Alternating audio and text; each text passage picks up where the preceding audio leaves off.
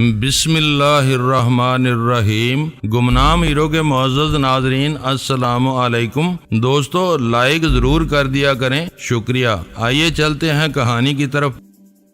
باہر سے گزرنے والوں کو اندر کے بارے میں کوئی سن کے نہ مل سکے۔ باہر سے سپاٹ سنگی دیواروں کا قلعہ نظر آنے والی اس عمارت میں ہر رہائشی سہولت دستیاب تھی، جسے آئی بی والوں نے رد و بدل کے بعد اپنے کام میں لیا ہوا تھا۔ میں دفتر سے نکل کر ٹہلتا ہوا داخلی ہال تک گیا، جہاں سے چوبی زینے اوپر جا رہے تھے۔ گپ شپ میں مصروف محافظ مجھے دیکھتے ہی مستعدی سے سیدھے کھڑے ہو گئے۔ چند ثانیوں بعد میں نے محسوس کیا کہ میں نے اس خشک ماحول میں ان دونوں کی دلچسپ خلوت میں مداخلت بے جا کی تھی۔ میں پلٹا اور کیلی کے سیل میں پہنچ گیا۔ اس کے ہاتھ پیر آزاد تھے، مگر وہ بدستور چارپائی پر پڑی ہوئی تھی۔ مجھے دیکھتے ہی اس کی آنکھوں میں امید کی ہلکی سی چمک پیدا ہو گئی۔ اس نے کمزور آواز میں کہا، اچھا ہوا کہ تم آ گئے، تم شریف اور نرم دل آدمی ہو، تمہارا ساتھی بہت بے رحم ہے۔ ذرا مجھے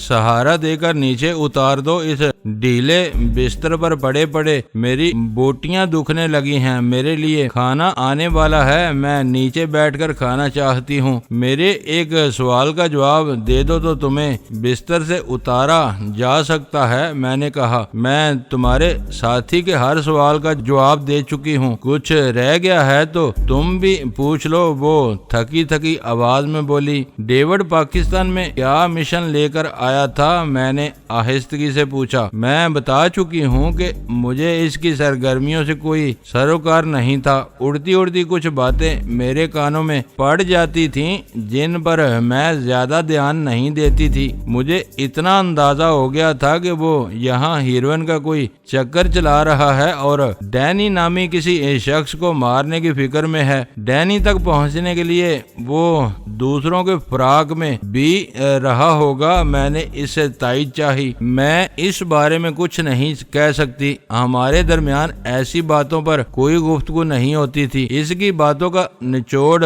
پہلے ہی سامنے آ گیا تھا۔ میں نے براہ راست سوال کر کے اپنی خلش دور کر لی۔ اس نے حتمی طور پر کچھ نہیں بتایا، لیکن ڈیوڈ کی دلچسپی کے دو نکات کا ذکر کر کے اس نے بالواسطہ طور پر بہت کچھ کہہ دیا تھا۔ ہیروئن کے کاروبار کے بارے میں راجہ اور خالد نے جو کچھ کہا تھا، اس کی روشنی میں وہ ایک بے سروپا دھندا نظر آتا تھا۔ راجہ کو اپنی گرہ سے 10,000 روپے فی کلو دے کر ڈیوڈ ہیروئن کی مارکیٹ میں کوئی بڑی کامیابی حاصل نہیں کر سکتا تھا۔ راجہ بدنیتی پر اتر آتا تو ایک بڑی رقم آسانی سے ہضم کر سکتا تھا۔ خالد بازار کے چکر لگا کر اس کی بے ایمانی نہیں پکڑ سکتا تھا۔ ایک ایسا کام جس کا انحصار صرف 2 افراد پر ہو، شی جیسی بڑی تنظیم کا ہدف نہیں ہو سکتا تھا، اور نہ اس کے لیے ڈیوڈ کو امریکہ سے پاکستان آنے کی ضرورت تھی۔ ایسی صورت میں کیلی کے بیان کا صرف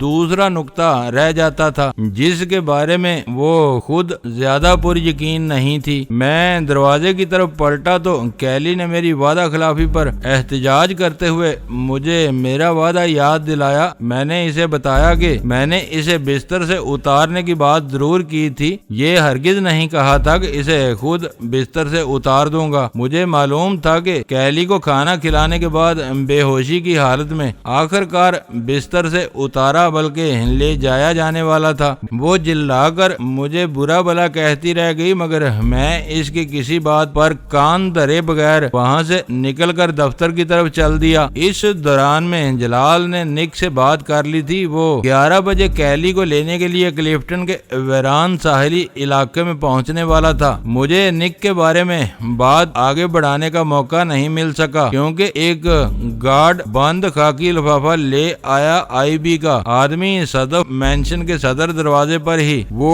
وزنی لفافہ دے کر واپس چلا گیا تھا۔ ہم دونوں کو بے چینی سے اس لفافے کا انتظار تھا۔ جلال نے فوراً ہی اسے کھول لیا۔ میں تجسس سے مغلوب ہو کر اس کے قریب پہنچ گیا۔ وائف سے پہلے میری نظر بن ڈیوڈ کی تصویر پر جم گئی۔ بری آنکھوں اور اور حلق تک پھیلی ہوئی خشخشی داڑھی والا وہ مکارانہ چہرہ اس کے نسلی امتیاز کی نشاندہی کر رہا تھا۔ میں نے نظر بھر کر اسے دیکھا، کوائف پر ایک نظر ڈالی تو اس کا قد 6 فٹ 3 انچ پایا۔ میں اس کی ایک جھلک دیکھ چکا تھا، وہ واقعی مضبوط جسم اور دراز قامت کا مالک تھا۔ میں ایک گہرا سانس لے کر اپنی جگہ پر واپس آ گیا۔ میرا خیال تھا کہ جلال بھی اس پاسپورٹ کو دیکھ کر ایک طرف رکھ دے گا، لیکن وہ اس مختصر سی کتاب کو اپنے ہاتھ میں تھامے سکتے کے عالم میں بیٹھا ہوا تھا۔ اس کی ساکت نگاہیں مسلسل کھلے ہوئے پاسپورٹ کے صفحات پر جمی ہوئی تھیں۔ یوں نظر آ رہا تھا جیسے وہ تصویر کو ذہن نشین کر رہا ہو۔ بہت غیر معمولی چہرہ ہے۔ میں نے سگریٹ سلگانے کے بعد جلال کا غیر معمولی انہماک ختم کرنے کے لیے کہا، اسے ایک مرتبہ دیکھ کر بلانا ناممکن ہے۔ تم ٹھیک کہہ رہے ہو، جلال نے پاسپورٹ بند کر کے میز پر ڈالتے ہوئے کہا۔ یہ چہرہ میرے دماغ کے کسی نہاں خانے میں نقش ہے۔ ذہن میں کلبلاہٹ ہو رہی ہے، مگر یہ یاد نہیں آ رہا کہ میں نے اسے کہاں دیکھا تھا۔ تم اس کو دیکھ چکے ہو، میں نے تحیر زدہ آواز میں کہا۔ اس کا چہرہ بہت غیر معمولی ہے، مجھے یاد پڑتا ہے کہ میں اسے دیکھ چکا ہوں، مگر کہاں؟ وہ کھوئی ہوئی آواز میں بولا۔ اپنے ذہن پر زور دیتے رہو، سب کچھ یاد آ جائے گا۔ مجھے معلوم ہے کہ تمہارا حافظہ بہت اچھا ہے۔ لفافے میں پاسپورٹ کے ساتھ ایک لفافے میں پن ڈیوڈ کی 4 رنگین تصاویر بھی موجود تھیں، جو شاید تھوڑی دیر پہلے بنوائی گئی تھیں۔ وہ جلال نے میرے حوالے کر دیں۔ یہ اول خان اور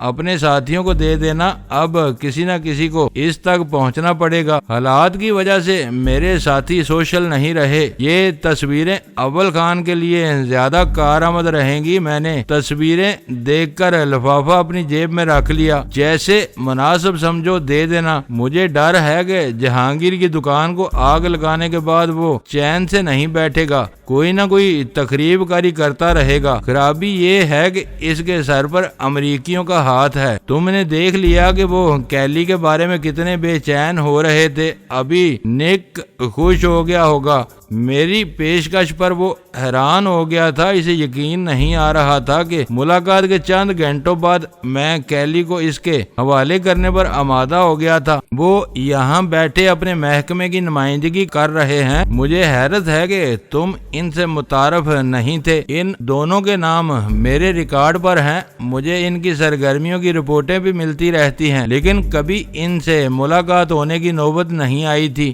آج پہلی بار ان سے سامنا ہوا تھا۔ جلال نے کہا، پہلے وہ کلفٹن آنے کے ذکر پر خوفزدہ سا ہو گیا تھا۔ چند روز پہلے وہاں سے ملنے والی نادر کی لاش کی وجہ سے لوگ ویران ساحل پر جانے سے کترانے لگے ہیں۔ تم اس سے ملنے کے لیے شہر میں کسی دوسرے مقام کا تعین کر سکتے تھے۔ میں نے جواب دیا، سناٹے کی وجہ سے وہی علاقہ بہتر ہے۔ ایمبولینس سے ایک بے ہوش عورت کو کسی کار میں منتقل کرنا آسان کام نہیں ہے، کوئی پولیس کو بھی بلا سکتا ہے۔ حیرت ہے کہ تم آئی بی کے افسر ہوتے ہوئے پولیس والوں کی طرف سے متفکر تھے۔ مجھے کوئی فکر یا تشویش نہیں تھی۔ جو کام خاموشی کے ساتھ انجام دیا جا سکتا ہے، دوسروں کو اس کی طرف متوجہ کرنے کی کیا ضرورت ہے؟ ساحل پر پورا کام اطمینان سے ہو جائے گا۔ اور نک کو کس بات کا خوف تھا؟ میں نے ذرا طنزیہ لہجے میں پوچھا۔ اس کا خوف نفسیاتی ہے۔ جب تک امریکیوں کو کوئی بڑی کامیابی نہیں مل جاتی، وہ پاکستان بلکہ کراچی میں خائف رہیں گے۔ وہ یہاں اپنے کئی اہم آدمی گنوا چکے ہیں۔ اس نے کھل کر مجھ سے کچھ نہیں کہا، لیکن ساحل کے بجائے کہیں اور ملنے کی بات کر رہا تھا۔ ایمبولینس کون لے جائے گا؟ میں نے پوچھا۔ میرا تنہا جانے کا ارادہ ہے، اس نے سرسری لہجے میں کہا۔ تم چاہو تو میرے ساتھ چل سکتے ہو، فی الحال تم ان کے لیے ڈینی نہیں کرنل داور ہو۔ میں ضرور چلوں گا۔ کتنی دیر میں نکلنے کا ارادہ ہے؟ میں نے مسرت امیز لہجے میں کہا۔ اس سے ملاقات کے لیے 1 بجے کا وقت طے ہوا تھا۔ 12:30 بجے کیلی کو بے ہوشی کی حالت میں باہر کھڑی ہوئی ایمبولینس میں منتقل کیا جا چکا تھا۔ باہر نکل کر جلال نے ڈرائیونگ سیٹ سنبھالی۔ میں اس کے برابر میں بیٹھا اور ایمبولینس تیزی سے آگے روانہ ہو گئی۔ وہ اکیلا آئے گا یا اس کے ساتھ محافظ وغیرہ بھی ہوں گے؟ میں نے راستے میں پوچھا۔ محافظوں کے بارے میں کچھ نہیں کہا جا سکتا وہ 2 مددگار ضرور لائے گا جو کیلی کو ایمبولینس سے کار میں منتقل کر سکے۔ میں نے اس سے کہہ دیا تھا کہ میں اس عورت کو ہاتھ نہیں لگاؤں گا اور صدف مینشن میں اس کا چہرہ لہو لہان کرنے کا ارادہ رکھتے تھے۔ میں نے ہنس کر اسے یاد دلایا وہ دھمکی تھی جو کام کر گئی۔ اس نے میرے اندازے کے توثیق کر دی، وہ نہ بولتی تو میں خاموشی سے لوٹ آتا۔ دراصل میں نے کہیں پڑھا تھا کہ مغربی عورتیں شدت پسند ہوتی ہیں، ہلکے پھلکے تشدد کے بغیر وہ کوئی کام رغبت سے نہیں کرتی۔ میں نے تمہاری شرافت کا انجام دیکھ لیا تھا، اس لیے خود دوسرا روپ اپنا لیا۔ شہر سے کلیفٹن کی ساحلی پٹی پر پہنچتے ہی جلال نے ایمبولینس بائیں طرف موڑ لی۔ ساحل کے متوازی پختہ سڑک پر سفر کرتے ہوئے ہم ذرا سی دیر میں ویرانے میں جا نکلے جہاں ہمیں ریتیلے حصے میں دور ہی سے ایک سفید کار کھڑی ہوئی نظر آ گئی۔ چند ثانیوں بعد وہ تینوں سفید فام بھی واضح ہو گئے جو ایمبولینس کو پہچان کر بے تابی سے فضا میں ہاتھ لہرا رہے تھے۔ جلال نے رفتار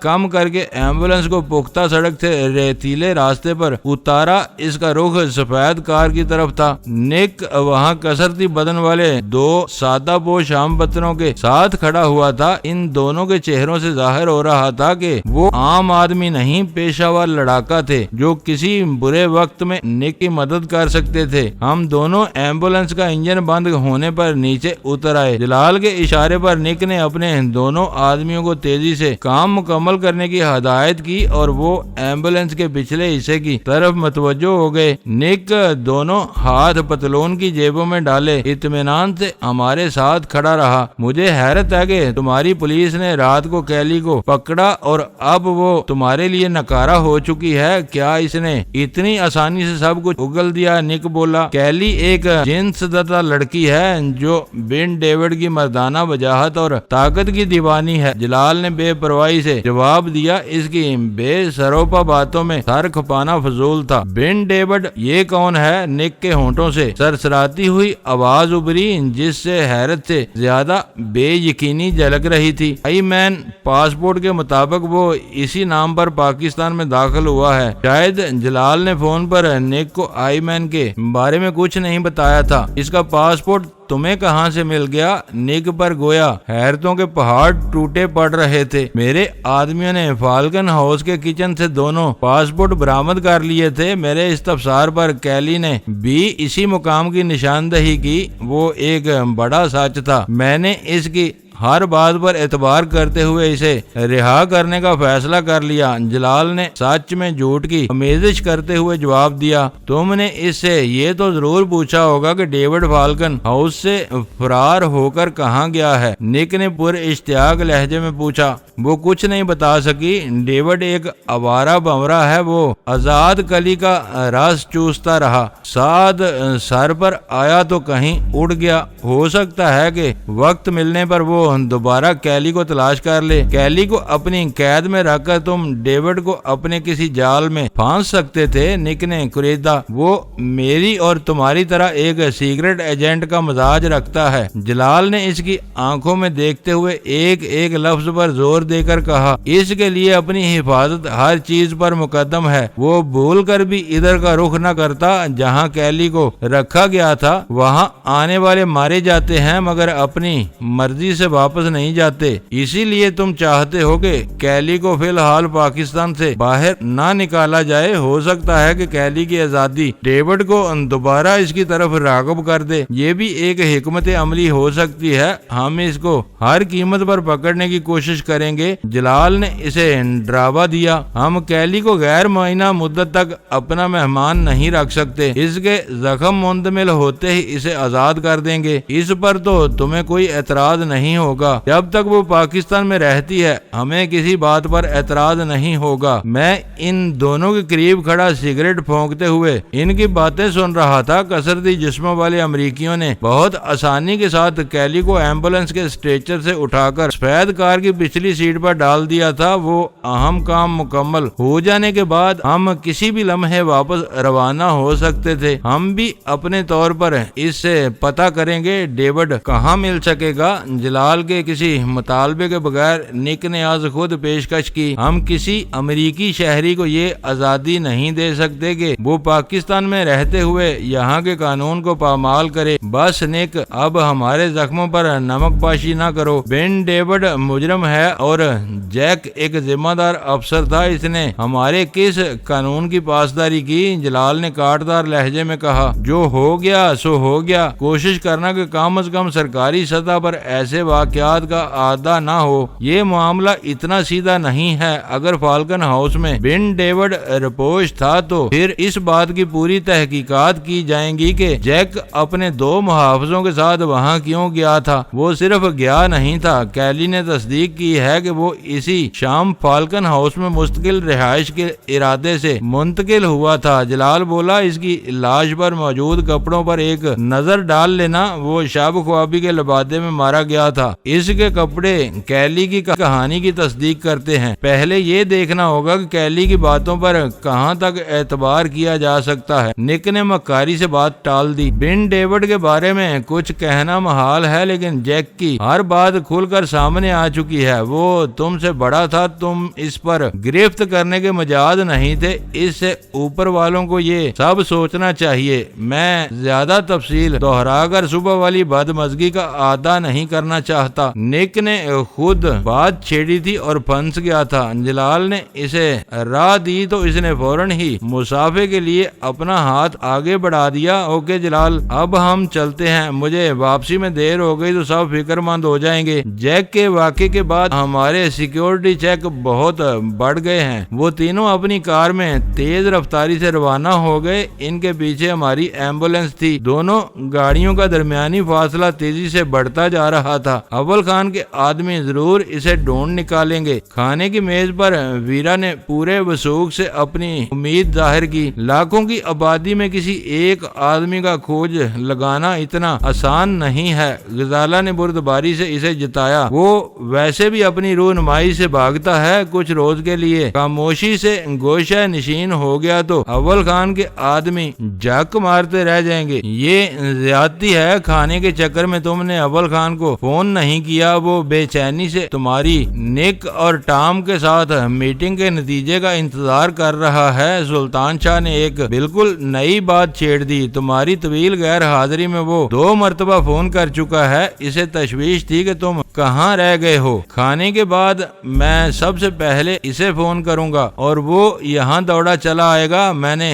کوفتے کا لقمہ بناتے ہوئے جواب دیا۔ میں کھانے سے پہلے اسے فون کرتا تو اس وقت ہم میز کے گرد بیٹھے کھانا نہیں کھا رہے ہوتے، ڈرائنگ روم میں اس کی آمد کے انتظار میں سوکھ رہے ہوتے۔ تم ہمیشہ نئی منطق سامنے لاتے ہو، ویرا تنک کر بولی۔ کبھی تم کو کام کی خاطر اپنے سر پیر کی بھی پرواہ نہیں ہوتی۔ اس وقت پیٹ کی خاطر سب کچھ پسے پشت ڈال دیا ہے۔ ویرا، تم کو معلوم نہیں کہ پیٹ بڑا بدکار ہے، انسان اسی کی خاطر سب کچھ کرتا ہے۔ مجھے سب معلوم ہے، مجھ سے فلسفہ بگاڑنے کی کوشش مت کرو۔ میں بحث پر اتر آئی تو تمہارا مغز خالی کر دوں گی۔ امریکی تم کو اسی لیے واپس لے جانا چاہتے ہیں۔ سلطان شاہ بے ساختہ بول پڑا۔ ان کے سائنسداں برسوں کی محنت کے باوجود ایسی کوئی مشین بنانے میں کامیاب نہیں ہو سکے جو انسان کا مغز خالی کر دے۔ تم یہ کام ذرا سی دیر میں کر دیتی ہو۔ خاموشی سے کھانا کھاؤ، اس وقت تم عقل کے بجائے معدے سے بول رہے ہو، ویرا نے بے پرواہی سے کہا۔ میں نے ان تینوں سے پہلے کھانے کی میز چھوڑ دی اور ہاتھ دھو کر سیدھا فون کی طرف چلا گیا تاکہ اول خان کی بے چینی دور کر سکوں۔ اس کا اردلی میری آواز پہچانتا تھا۔ اس نے بتایا کہ وہ ذرا سی دیر پہلے میری طرف روانہ ہوا تھا۔ مجھے اندازہ تھا کہ میری فون کال سے پہلے وہ ہمارے گھر پہنچ گیا تو کس قدر خفا ہوگا۔ میں نے کریڈل دبا کر اس کا موبائل نمبر ملا لیا۔ خدا کا شکر ہے کہ تمہاری آواز میرے کانوں میں آئی۔ وہ میری آواز سن کر کہہ رہا تھا، مجھے تشویش ہو رہی تھی کہ تم کہاں رہ گئے ہو۔ تم میرے یا جلال کے موبائل فون پر رنگ کر سکتے تھے۔ دراصل ہم دونوں یکا یک بہت زیادہ مصروف ہو گئے۔ مجھے کچھ نہ کچھ اندازہ تھا موبائل پر بے وقت گھنٹی بجا کر میں تم دونوں کی مصروفیات میں خلل نہیں ڈال سکتا تھا۔ میں اس وقت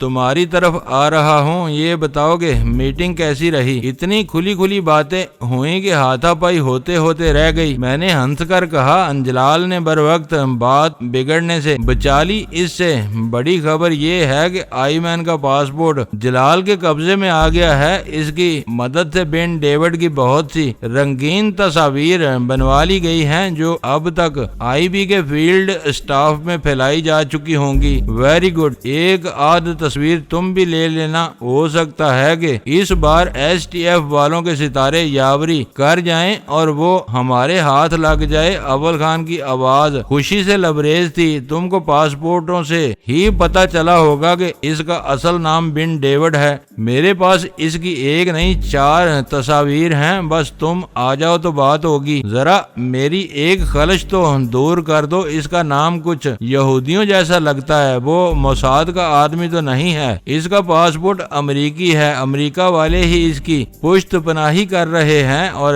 شی ویسے بھی امریکہ کے ایک صدر کے ذہن کی پیداوار ہے۔ بن ڈیوڈ کے امریکی ایجنٹ ہونے میں کوئی شبہ نہیں ہے۔ یہ اور بات ہے کہ وہ اپنی مذہبی ہمدردیوں کی وجہ سے اسرائیل کے لیے بھی کوئی کام کر رہا ہو۔ امریکہ کو اس پر کوئی اعتراض نہیں ہوگا۔ میں نے کہا، میں پہنچ رہا ہوں، باقی باتیں ملنے کے بعد ہوں گی۔ اس نے ایک گہرا سانس لے کر بات وہیں ختم کر دی۔ جب تک وہ تینوں کھانے سے فارغ ہوتے اور ویرا میز پر پھیلے ہوئے برتن سمیٹ کر صفائی کرتی، اول خان آن پہنچا۔ میں نے دروازے پر ہی تصویروں والا لفافہ اسے دے دیا۔ یہ بتاؤ کہ اس کا پاسپورٹ جلال کو کہاں سے مل گیا؟ اول خان نے رسمی مزاج پرسی کے بعد بیٹھتے ہی سوال کیا۔ لفافے کی تصویروں پر اس نے راہداری میں نظر ڈال لی تھی۔ کیلی بائرن نے اس جگہ کی نشاندہی کی تھی جہاں دونوں پاسپورٹ چھپائے تھے۔ میں نے جواب دیا۔ کیلی اب کے منہ سے تحیر زدہ آواز نکلی۔ پھر ویرا نے پوچھا، تم نے تو نک اور ٹام سے ملاقات کی کہانی سنائی تھی، یہ بیچ میں کیلی کہاں سے ٹپک پڑی؟ مجھے احساس ہوا کہ غلطی میری ہی تھی۔ میں نے پاسپورٹوں کے بارے میں جس انداز سے ذکر کیا تھا، اس سے یہی تاثر لیا جا سکتا تھا کہ آئی بی والوں نے اسے اپنے طور پر وہ کامیابی حاصل کی ہوگی۔ میری ساری بریفنگ آف دی ریکارڈ اجلاس کی کارروائی پر مرکوز رہی تھی۔ اس دوران میں کہیں بھی کیلی کا کوئی ذکر نہیں آیا تھا۔ میٹنگ کے بعد ہم دونوں نے کیلی پر کچھ وقت صرف کیا تھا۔ میں نے ایک گہرا سانس لے کر ان کو بتایا، وہ ہماری توقع سے زیادہ آسان ہدف ثابت ہوئی اور جو کچھ جانتی تھی بتاتی چلی گئی۔ اول خان سمیت سب کو کیلی کی ذات سے گہری دلچسپی تھی کیونکہ وہ آئی مین کی قریبی ساتھی تھی۔ ان لوگوں نے مل کر سوالات کا ایک طویل سلسلہ شروع کر دیا۔ انہوں نے اس وقت تک میری جان نہیں چھوڑی جب تک انہیں ہر بات معلوم نہ ہو گئی۔ اول خان کے لیے مجھے میٹنگ کا احوال دہرانا پڑا جو زیادہ طویل نہیں تھا۔ تمہاری پوری کہانی سامنے آ گئی۔ اس پر مزید کوئی بات کرنے سے پہلے میں ایک بری خبر سنانا چاہتا ہوں۔ اول خان نے یکایک سنجیدگی اختیار کرتے ہوئے کہا، تمہارے بشروں سے ظاہر ہو رہا ہے کہ تم سب اس خبر سے لا علم ہو۔ آج شہر میں 2 پلاسٹک بموں کے دھماکے ہوئے ہیں، 11 آدمی زخمی ہوئے تھے جن میں سے ایک چل بسا۔ کہیں یہ فالکن ہاؤس پر ایکشن کا شاخسانہ تو نہیں تھا؟ ویرا نے بے ساختہ سوال کیا۔ رات کو اس نے فارمیسی کو آگ لگا کر اپنے دل کی بڑاس نکال لی تھی، اب بم چلا دیے۔ یہ بات جلد ہی کھل جائے گی۔ ایک مشتبہ آدمی ہاتھ آ گیا ہے، 2 ایجنسیاں اس سے تفتیش کر رہی ہیں۔ اول خان کے پاس اس بارے میں تازہ ترین معلومات تھیں۔ جلال مرنے والے کے بارے میں بے خبر تھا۔ اس وقت تک مشتبہ آدمی کی بھی تلاش جاری تھی۔ مجھے جلال سے دھماکوں کی اطلاع مل گئی تھی، میں نے اسے بتایا۔ اگر مشتبہ آدمی پکڑ لیا گیا ہے تو بات جلد ہی کھل جائے گی۔ یہ ایک ضمنی اطلاع تھی۔ اول خان نے ہاتھ اٹھا کر ویرا کو بولنے سے روک دیا۔ اس وقت پہلا اور اہم ترین مسئلہ آئی مین کا ہے، پہلے اس پر بات ہوگی۔ جلال نے کیلی پر اعتبار کر کے سنگین غلطی کی ہے۔ ویرا اعتراض کے لیے ہر وقت کمر بستہ رہتی تھی۔ اگر کیلی نے آسانی سے زبان کھولی ہے تو اس پر اعتبار نہیں کیا جا سکتا۔ ہو سکتا ہے کہ وہ دونوں پاسپورٹ بھی گمراہ کن ہوں اور کسی آڑے وقت کے لیے دانستہ مسالے دان میں چھپائے گئے گئے ہوں۔ یہ بات سمجھ میں نہیں آتی۔ اول خان بولا، وہ بہت جلد ویرا کی باتوں میں آ جاتا تھا۔ اس کی صرف ایک بات درست ثابت ہونے پر اسے سچا تسلیم کرنا قابل فہم نہیں ہے۔ یہ بات کیلی کو سمجھائی گئی تھی، حقیقت میں ایسا نہیں تھا۔ میں نے زور دے کر کہا اسے قید میں رکھنے کی کوئی افادیت نہیں تھی۔ آئی مین کے فرشتوں کو بھی علم نہ ہو پاتا کہ وہ کہاں قید ہے۔ اس کی زندہ گرفتاری کا معاملہ پریس میں آ چکا تھا، اس لیے اسے مارنا بھی ممکن نہیں رہا تھا۔ میرا اندازہ ہے کہ اب آئی بی والے اس کی نگرانی کر کے آئی مین تک پہنچنے کی کوشش کریں گے۔ یہ بات کسی حد تک سمجھ میں آتی ہے۔ اول خان سر ہلا کر بولا، پھر ویرا کی طرف متوجہ ہو گیا۔ تم نے پاسپورٹوں کو گمراہ کن کیسے قرار دے دیا؟ کون پورے یقین سے کہہ سکتا ہے کہ یہ آئی مین ہی کا پاسپورٹ ہے یا اس کا نام بن ڈیوڈ ہے؟ ویرا نے سوال کیا۔ وہ عجیب سوال تھا۔ لمحہ بھر کے لیے میں سٹپٹا گیا، پھر میں نے جلا کر کہا، کیا یہ کافی نہیں کہ وہ کیلی کے پاسپورٹ کے ساتھ ملا ہے؟ آئی مین کے ساتھ کیلی بھی بدماش ہے۔ ان دونوں نے شروع ہی سے کیلی کے اصل پاسپورٹ کے ساتھ کوئی فرضی یا چرایا ہوا پاسپورٹ رکھ دیا ہوگا، کیونکہ ان کو پہلے سے الہام تھا کہ فالکن ہاؤس پر کل شام ریڈ ہوگی، کیلی زخمی ہو کر پکڑی جائے گی اور آئی مین فرار ہو جائے گا۔ غزالہ نے جلے بھنے لہجے میں کہا۔ غزالہ کی تلخی تل ملاحٹ پر ویرا ہنس پڑی۔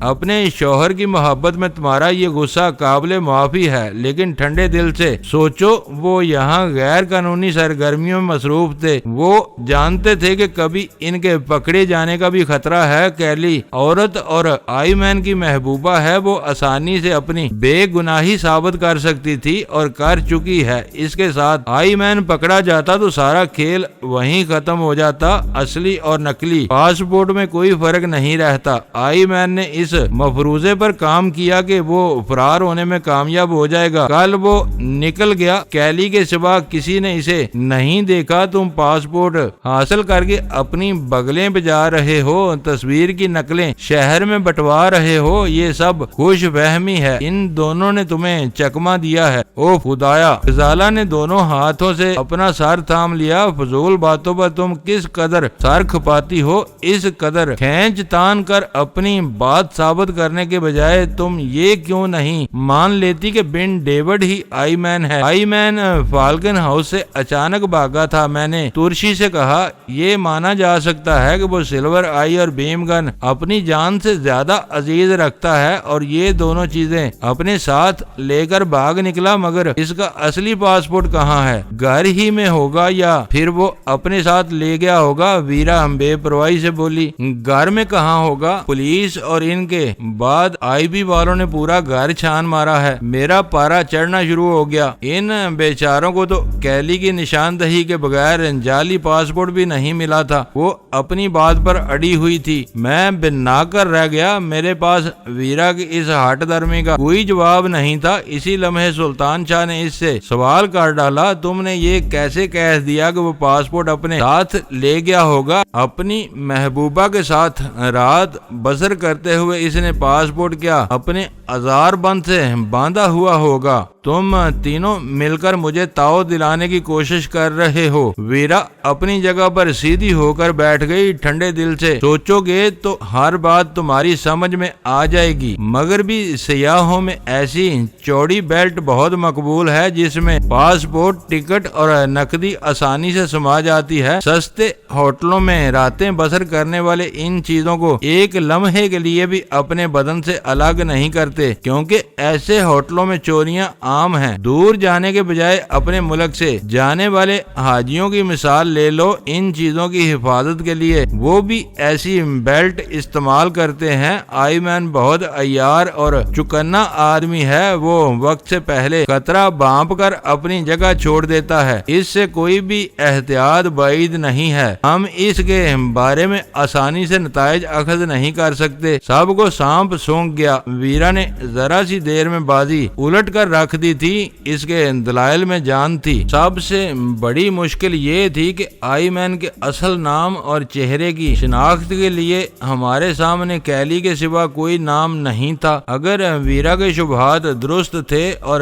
کیلی ہمارے ساتھ مکاری کر گزری تھی تو یہ بات طے تھی کہ وہ بھی کوئی خطرناک مجرمہ تھی جس کے ساتھ کوئی روح رعایت نہیں کی جا سکتی تھی۔ غنیمت یہ تھا کہ جلال نے اس کو نک کے حوالے کرتے ہوئے یہ یقین دہانی حاصل کر لی تھی کہ اسے اجازت کے بغیر پاکستان سے باہر نہیں بھیجا جائے گا۔ ویسے بھی ویرا کی تھیوری کے مطابق کیلی کا اصل پاسپورٹ جلال کے قبضے میں تھا۔ دوستو ویڈیو کو لائک ضرور کر دیا کریں۔ ISI پاک آرمی زندہ باد، پاکستان پائندہ باد۔ معزز ناظرین اپنا خیال رکھیے گا اور اپنے اس چینل کا بھی شکریہ۔